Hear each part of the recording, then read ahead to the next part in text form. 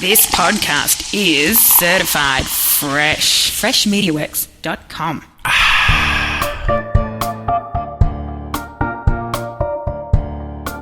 I don't know, 40 or 50 bucks a ton, whatever it is.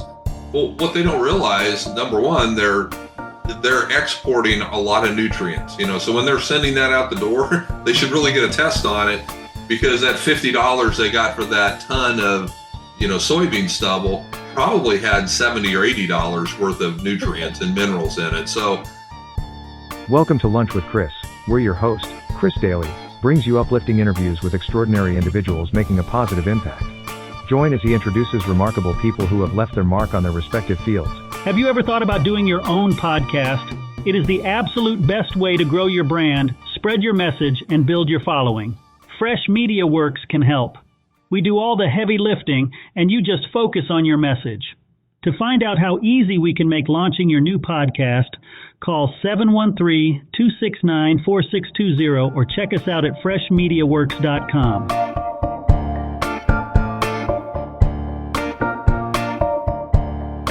All right, everybody, join me in welcoming Keith Berns from Green Cover to the show. Keith, how are you doing today? I'm doing good, Chris. Thanks. It's a pleasure to join you. Cool. I can't wait to get into this because I get absolutely geeky over things, and this is the thing I'm very geeky over right now.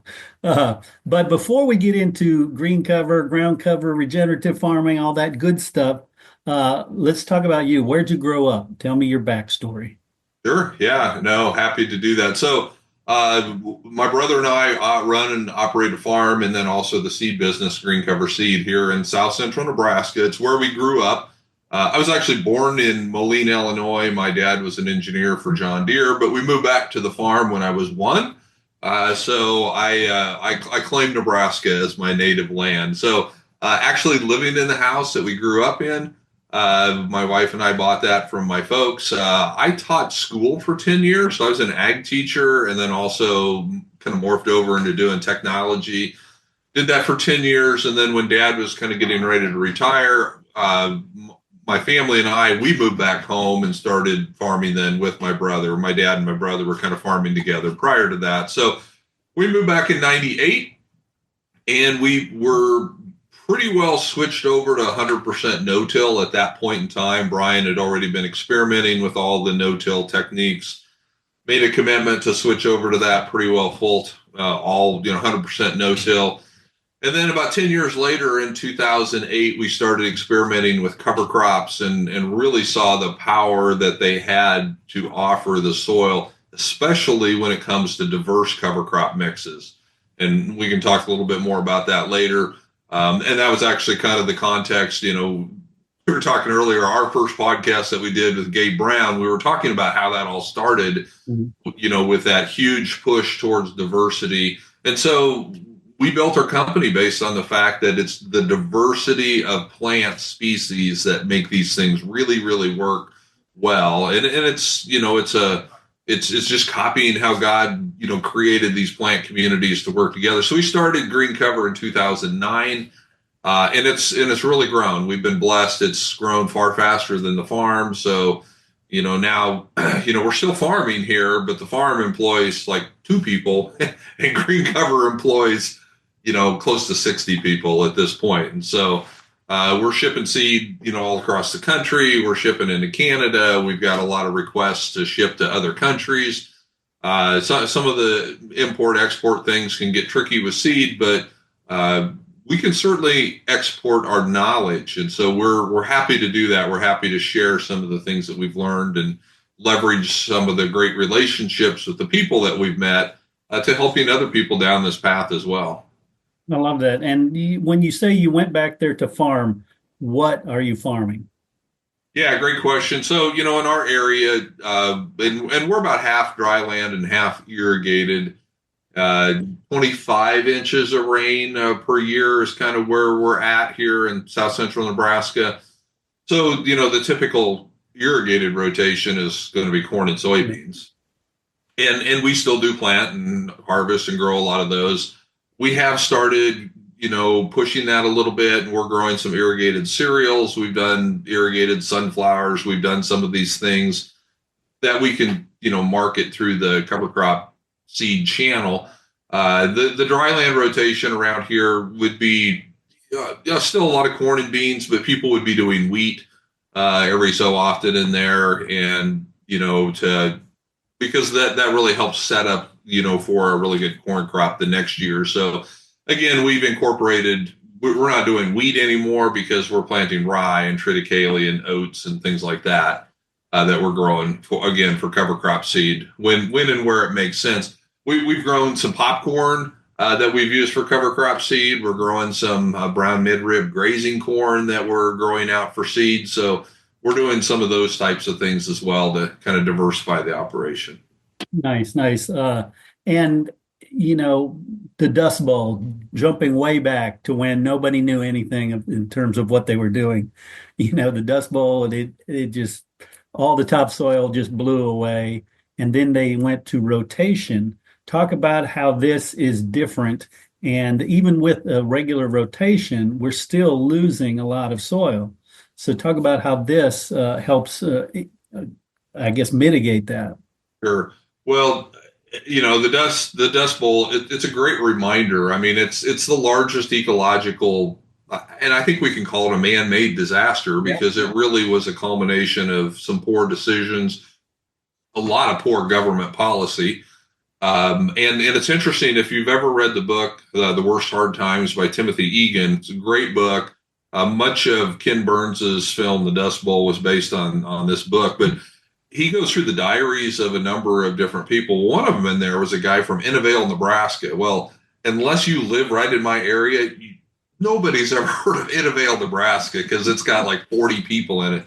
But that was right in our county. So, you read the stories of just the hardships that these folks went through, and then to think, that was 20 miles down the road from me. That could have been us. So anyway, it's a great reminder of what can happen when we're not really paying attention to these ecological principles.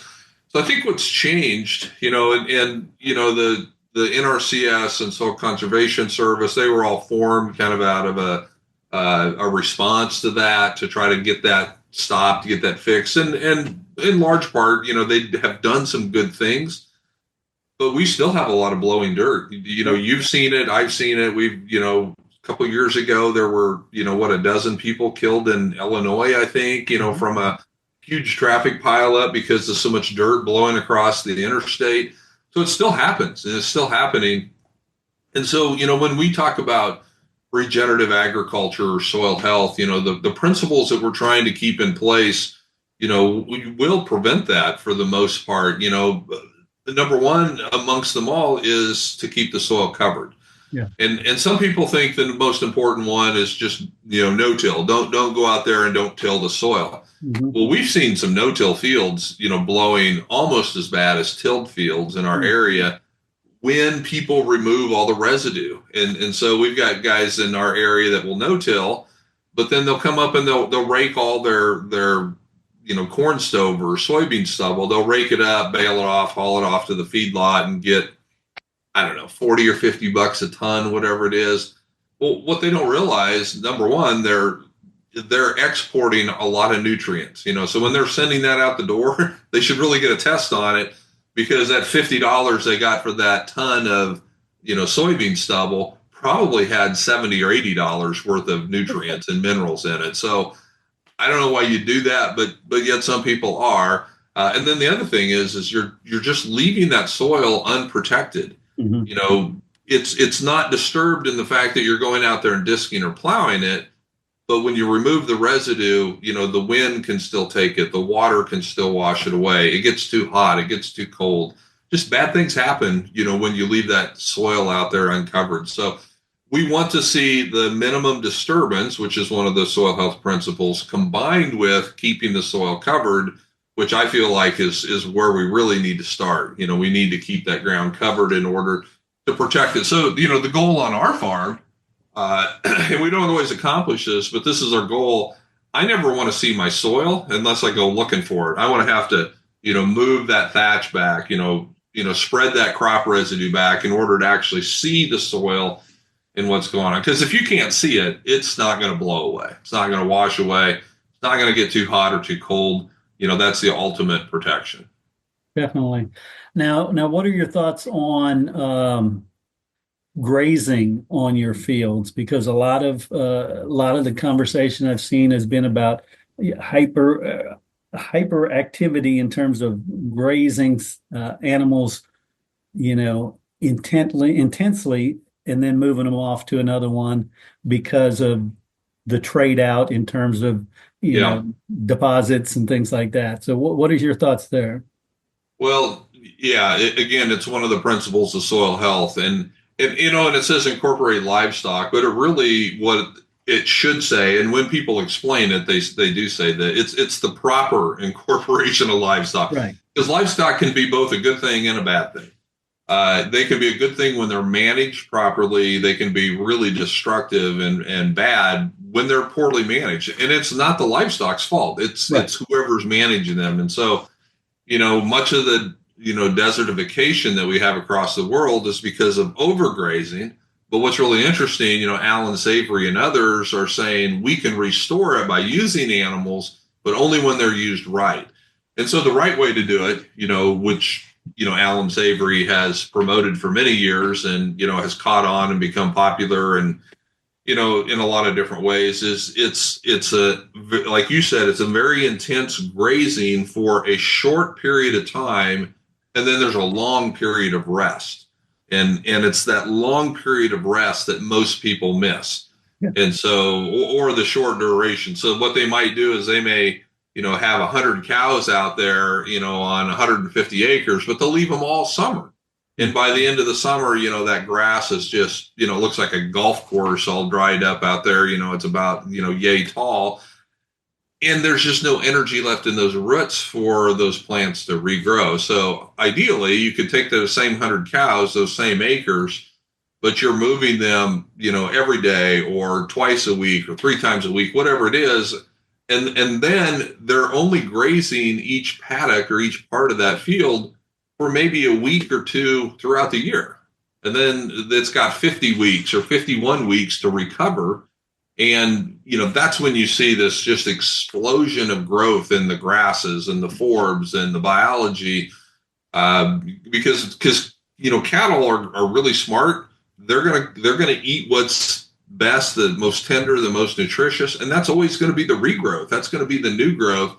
So it's no surprise that when you leave them out there all year, they're going to graze something. Then as soon as it regrows, they're going to nip it again. Because that's the most nutritious. But it's only going to regrow a certain period of time before those roots just kind of give up. And so, the general rule of take half and leave half is probably not a bad way to go.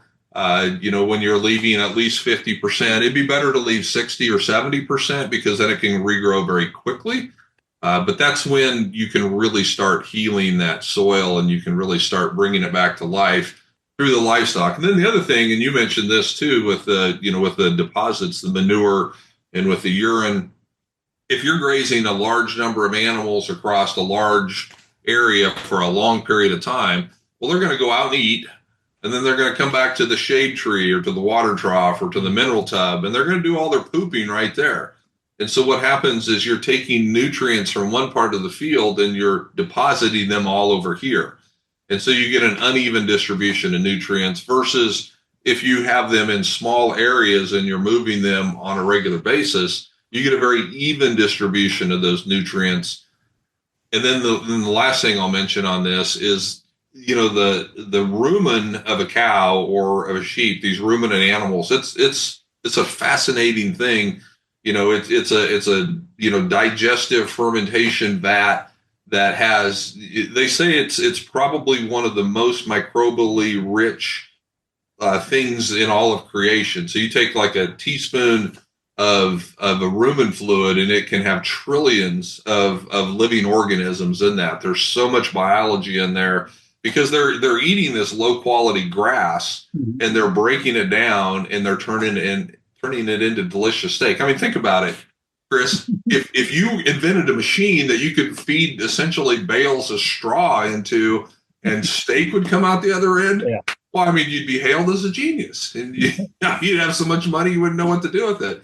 Well, God gave us that. It's called cows. Yeah. And the way that they can do that is they have this incredibly complex biology in that rumen that is breaking down, all that lignin in those plants and turning it into minerals and nutrients that animal then can use to grow.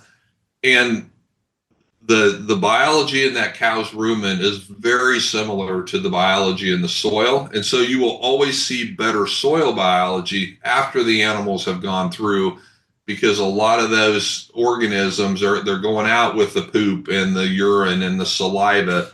And so it's a huge inoculation process for that soil. And it's a great thing for it when properly managed. Yeah. Yeah. Now, I was watching something on YouTube the other day, some agriculture broadcast, and they were talking about testing the soil and figuring out which inputs they needed for their crops. And I posted some comment, if you do regenerative farming, you don't need these inputs. Talk about that, how or I guess let me ask you this. How do you get people who are traditional farmers to understand, don't disc up your fields, don't put all this fertilizer, don't put all this weed killer in there, and how do you get their head around that? Yeah. Well, in order to grow that crop, you're still going to need inputs. The difference is, are you putting them on through a jug or through a tank or through a sprayer, or are they being provided naturally by, the environment? And so, the number one thing that a plant is going to need to grow, the number one nutrient is carbon. Mm-hmm. And so carbon, it's coming out of the atmosphere. It can come as your other residues are breaking down, natural soil processes release CO2. So we don't typically think about putting extra carbon onto our soil to grow a crop, because it's in the atmosphere, it's in the soil. Number two is nitrogen. And as an industry, U.S. Ag spends $5 billion a year putting nitrogen on crops. I mean, it's huge. It's the number one expense in growing crops, growing food, growing ethanol, whatever you want to say. It's the biggest expense out there. But yet, above every acre of crop ground, and an acre is about the size of a football field, above every acre, there's 30,000 tons of nitrogen in the atmosphere. Our atmosphere is 78% nitrogen. And so, but it's in a form that plants can't use. And it's in a form that doesn't kill us, which is good. We like to breathe. And if you've ever had a whiff of ammonia or anhydrous, you know how caustic that nitrogen can be to the human body.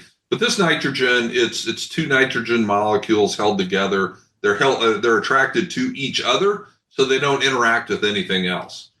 Well, the biology that is in the soil and that is naturally occurring, or we can put in there, it can break those nitrogen molecules apart to where the plants can use it. And so then, and that's what legumes do. So we don't put nitrogen fertilizer on our soybeans, because they have the right bacteria that will grow on their roots that break down this nitrogen in the atmosphere, make it available to the plant. Well, that only works with legumes. The corn plants don't do that. Wheat plants don't do that. But there's lots of other organisms that God has given us, Zotobacter and Azospirillum and bacilluses and all these other things that can do that same thing that rhizobia are doing. They just do it at a smaller scale. And so that's where you need diversity. You need a lot of these different biological organisms to make that nitrogen available for your system.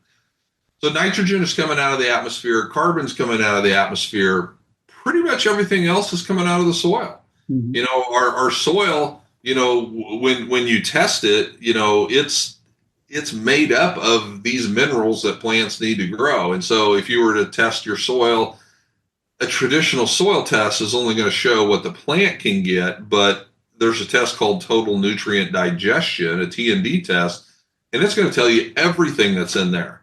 And it's pretty stunning when you get one of those tests and you see that, the nutrients and the minerals in your soil are enough to grow crops for most of us for thousands of years.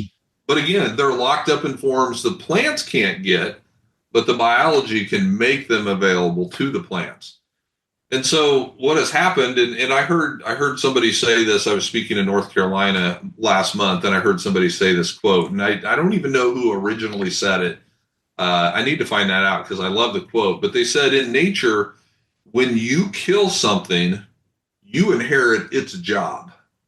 And so, I mean, think about that. When you kill I something, love that. you just take over the job that thing had. And so the way that we farmed for many years, we've killed the biology, not on purpose. We haven't intentionally set out to do that, but that's been an unintended consequence of tillage and of high synthetic input farming. We have killed off much of the biology. So guess what? We inherit the job that they used to do, which is making all these nutrients available. And when they're not there, then we have to, get the jug out. We have to call the co-op. We have to do whatever to supply all of the things that those things we're essentially doing for free. Now we have to spend a lot of money to do. And so in a biological system, highly biological, we can supply many of those inputs, if you will, the nutrients, from these biological processes. And then the other big inputs would be crop protection, whether it's a herbicide or a fungicide or an insecticide. But again, when we, typically what we see in these very diverse, these very robust, these very healthy systems, we don't see those issues cropping up like we do in a highly monoculture, highly synthetic type environment, because again, we haven't killed all those things off, so we haven't had to inherit their jobs. Now, is the production going to be just as high? It can be. We certainly have some regenerative farmers who are have seen no yield decreases. And in other situations, it can be somewhat less, but as farmers, we have to get past thinking about success in terms of yield.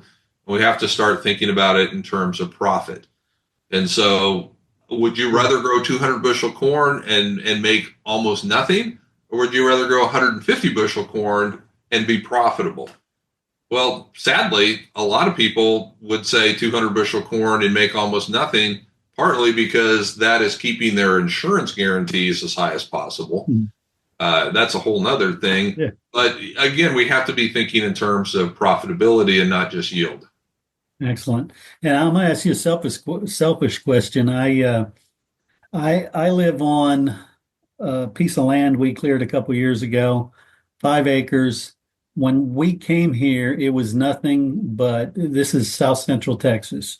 We came here, it was about a 12-foot tall rose hedge that took up half the acreage. It was just horrible. We got rid of all that, and now it's grassland and some oaks. We have a bunch of oaks around. But tell me, it's very, very clay heavy. Tell me, what is a good recipe? Again, I'm not raising crops. I'm not raising livestock. I just want healthy soil so I can grow what I want to grow when I want to grow it. Give me some ideas of what I can do. Well, again, what we would do in a situation like that is the first thing we would ask is, are you wanting to do annuals or perennials? Now eventually you may want to seed that back to perennials and you just have a nice native type system.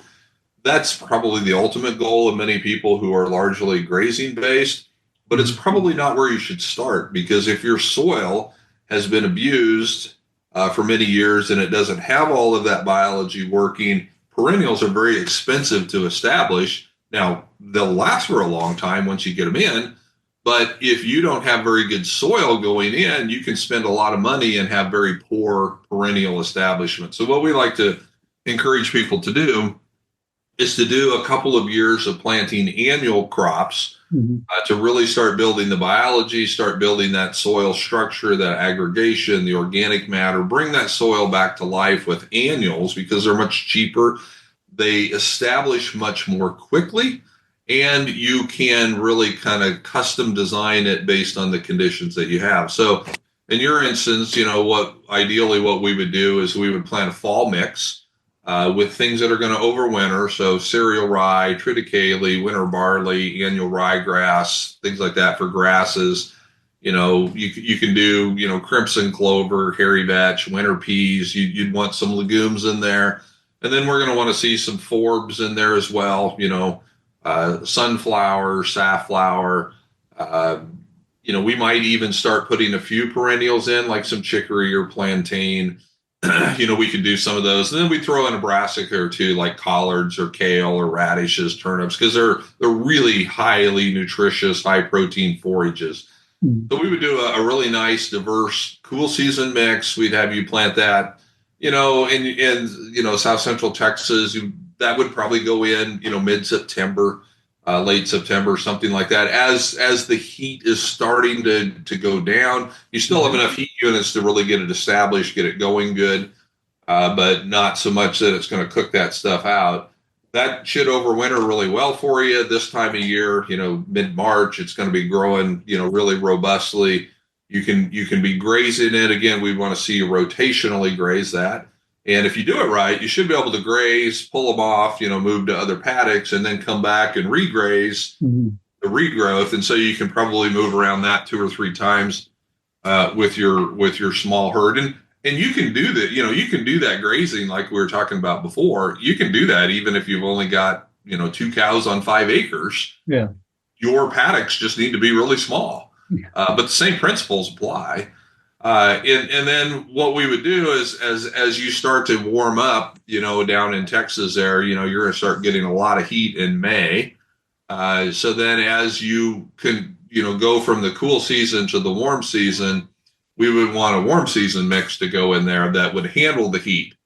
So things like sorghums and millets and cowpeas and mung beans and sunflower, safflower, buckwheat, things like that would be very productive in the warm season, but yet we can still get lots of diversity.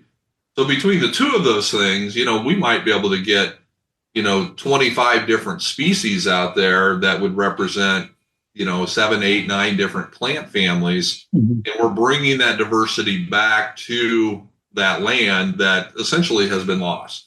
Nice. And I'm going to bring it down a little tighter even here. When you're talking about people in the city, my father-in-law, he is a stickler about a beautiful, clean cut, crisp lawn. So he cuts, he bags, he gets rid of, which just drives me nuts because it's all turning to sand, his whole lot. Yeah. And I'm taking all his leaves and composting them and his grass clippings. He won't do it. But what should somebody in the city who has some, very small yards, what should they be doing? Because they're going to be losing a lot as well. Well, yeah, the city people don't necessarily appreciate when I say, the answer is stop spraying out your clover and let your dandelions grow. Dandelions are actually an incredible plant. Yeah. I mean, they're very deep rooted. So they're in the Asteraceae family, the daisy family, but it's the same family that sunflowers and safflower are in. And that's why we put those plants in that mix, like what I talked about for you, because it's a very deep taproot. It's pulling up nutrients. It's pushing carbon down really deep into the soil profile, and your soil needs that. The grasses typically aren't going to be as deep rooted, or they're more of a fibrous root system.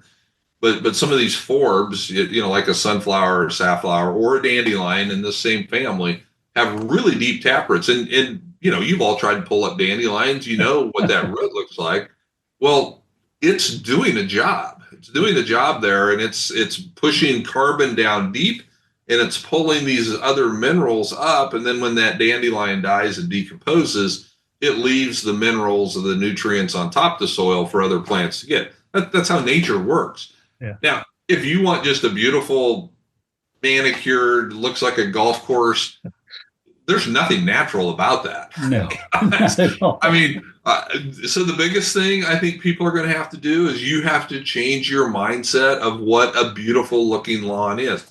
And so what I encourage people to do is have part of it where it still looks like you're, perfect, and it's probably maybe next to the street or wherever that looks, like, what most people think a beautiful lawn looks like. But on some other areas, start experimenting, start letting that white clover grow, because it's fixing that nitrogen. Let your dandelions grow.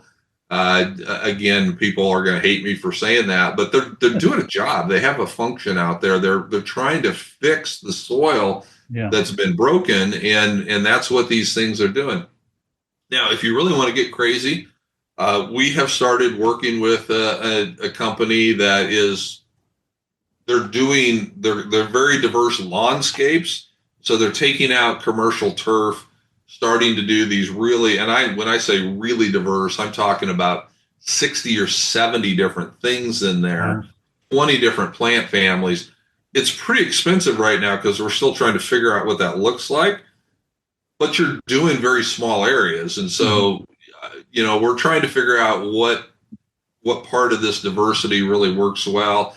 So maybe we can check back in next year or something and see how some of that's gone. Because what they're doing is they're targeting big commercial entities, like they're working with a Costco out in California. They're working with some of the municipal districts in Colorado to convert just commercial turf to these super diverse things that are going to be beneficial for pollinators.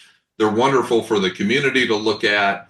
They're healthy because they're no longer spraying or fertilizing them. And so, we're just trying to figure out how can we start converting this. But again, a big part of it is going to be the change has to happen here. And you have to stop thinking about this is what a beautiful lawn looks like. Just like as no-tillers, we had to stop thinking that a field that was beautiful looking was completely black or brown, no residue. We can just go out there and plant anything we want. Yeah, now we look at that and we just go, that's the worst looking thing I've ever seen, that because we know it's going to blow. We know it's going to, wash away. And so now when we see something that's just completely covered, and again, we used to think that was just completely covered in brown, but now I want it to be completely covered in green. Right. Because we want it green and growing, because we know that when I have residue cover, but no live plant, my biology is not getting fed. The biology that we want is not the stuff that's eating the dead plants. It's the stuff that's living off the living plants. And they're not eating the roots of the living plants. They're consuming the root exudates, all of that photosynthetic sugar that a living plant is making. So that's what we want to see now. But it was a big mindset change, and a lot of people can't go there yet. It's a slow change. Definitely. So tell me about green cover and how people can take advantage of what you're doing. Yeah, well, green cover, we started out right here on the farm. Where I'm sitting here is, right on the farm. So we've now built on like 6 acres that we used to farm right here in our backyard. So we started out with just mostly dealing with farmers, because that's who we knew. Sure. And that's still the core of our business. But we've really branched out, especially the last several years. We service a lot of gardeners and homesteaders and food plotters now as well, because, again, scale does not matter. These principles work whether you're on, a garden plot or, multiple quarter sections of ground. The principles don't care. They're going to work regardless. And so we want to help everybody. And so we have worked really hard at putting together some pre-made mixes, highly diverse mixes that we don't have to build a custom mix for somebody's garden or somebody's food plot or somebody's, backyard. We've got probably 20 different pre-made mixes now that you can just get on our store, get on our website, and you can read about them. You can look at the descriptions, and then you can just order them and we ship them out right there. Because, as much as we want to help everybody, we don't have the sales resources to design a custom mix, for everybody's half acre, quarter acre. Right. And so, the garden and the homesteader, and especially the food plot, we've got a partnership with Dr. Grant Woods with Growing Deer. And so he's helping us develop these blends. We help him figure out what works best. And together, we move a lot of food plot mix all across mostly the Southeast, kind of from here and east and south where they get a little more rainfall. But we'll ship, I don't know, probably 2 million pounds of seed out just for food plotters this year. Again, and the reason they keep reordering is because they see it working. Yeah. They see it not just feeding their deer and making, bigger antlers. They see their soil changing colors, and they see the fact that they don't have to use as much fertilizer, as much herbicide. And Grant Woods has been a fantastic partner with that because he's a great teacher. He's showing people exactly how he's doing it on his own ground. He's got, his food plots are in the Ozark Mountains. So, he basically started with rocks and now has beautiful looking soil. And so it's just a great testimony to the power of biology, the power of God's creation to essentially form soil, to build soil, create soil where there was hardly any before. So those are really fun people to work with. Yeah, I bet. So give me the website, the phone number, all that stuff, so people can follow up. Yeah. It's just real simple. It's just greencover.com, GREENCOVER.com. And from there, you can get to, all kinds of resources. We have hundreds and hundreds of different articles and blog posts and all manner of things. And then there's a whole section on the store. There's a place where you can go and look at the different products and purchase them or get, educational materials on those as well. We put out every year, we make one of these new soil health resource guides. Mm-hmm. So you can request a free copy of that, or you can just download digital copies. This is version 11. You can download all the past copies of that for free. All of the materials that we have are free. And then I would really encourage people to go to our YouTube channel as well. We've got, I think, over 400 videos, webinars, and some of them we've done just ourselves, but many of them are people that we've hosted, like Dr. Christine Jones, who's widely considered one of the top microbiologists in the world. She's from Australia, so we've got a 4-part webinar series with her and John Kempf, and we've just got some really smart people that have helped us out. Because, Chris, and then I'm sure you've seen this too, people within this movement, within this space, are very generous. They're very willing to share. There's not secrets. Right. We want everybody to know what worked for us so that it can work for you too. And that's very uncommon. It's very uncommon because usually in highly competitive environments, if I have something that really works, well, I'm going to hold on to that pretty tight, or you're going to have to pay me a whole bunch of money in order to get my secret. Mm-hmm. No, we're trying to give that all away for free because there's so much need, to rebuild and to regenerate, what's been lost. We started talking with the Dust Bowl. Well, we can rebuild all that soil that's been lost, but it's going to take some time, and it's going to take it being done across large scales. Definitely. Cool. Keith Berns, thank you so much. This has been wonderful, and I can't wait to get this out to more people because, like you, I'm the same way. I don't want to keep this a secret. I want to let everybody know. Yeah, no, that'd be great. And maybe we can send you some seed. You can put it out on your own stuff there, and then we can do a follow-up conversation later to talk about how it did. That sounds perfect.